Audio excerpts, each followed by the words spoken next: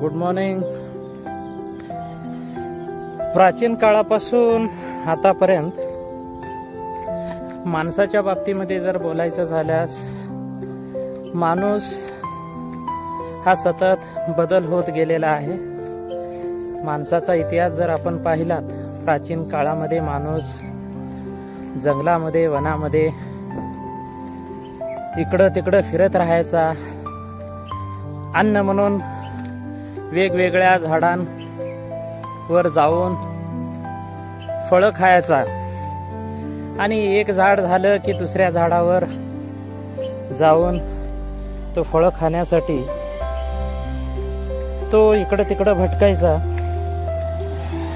त्यामुळं दिवसभरामध्ये माणसाचं 15-20 किलोमीटर चालणं व्हायचं,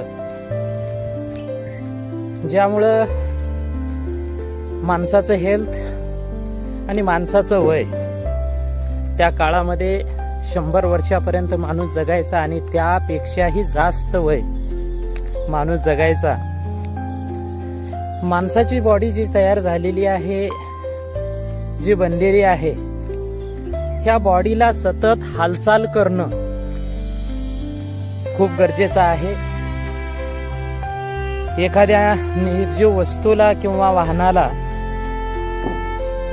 जर आपण 10 दिवस घरात तसंच ठेवलं, त्याला स्टार्ट केलं नाही किंवा त्याला चालू केलं नाही,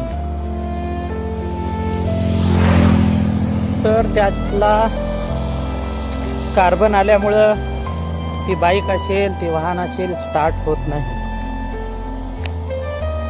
तसंच आपल्या बॉडीला पण हालचाल खूप महत्वाचा आहे.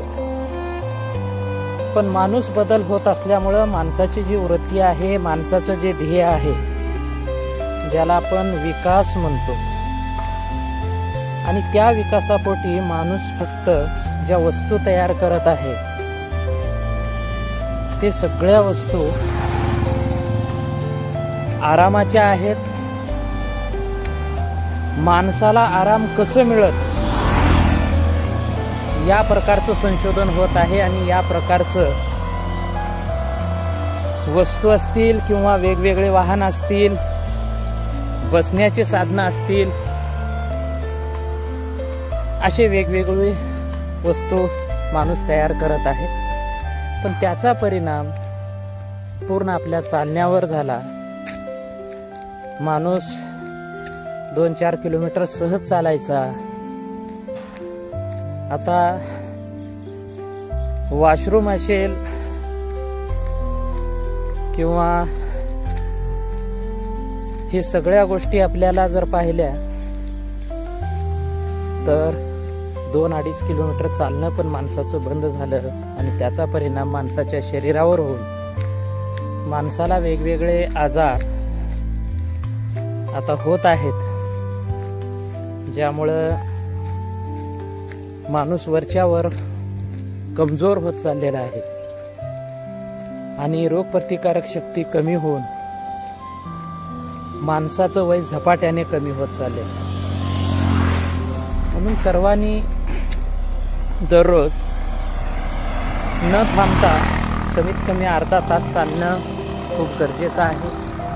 आणि ते जर आपण 6च्या अगोदर, ज्यावेळेस ऑक्सिजनचं प्रमाण निसर्गामध्ये, वातावरणामध्ये जास्त असतो, अशा वेळेस जर आपण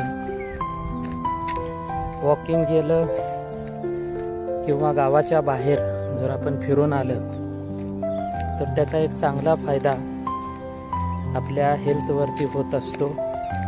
आरोग्यासाठी खूप चांगलं असतं. थँक्यू.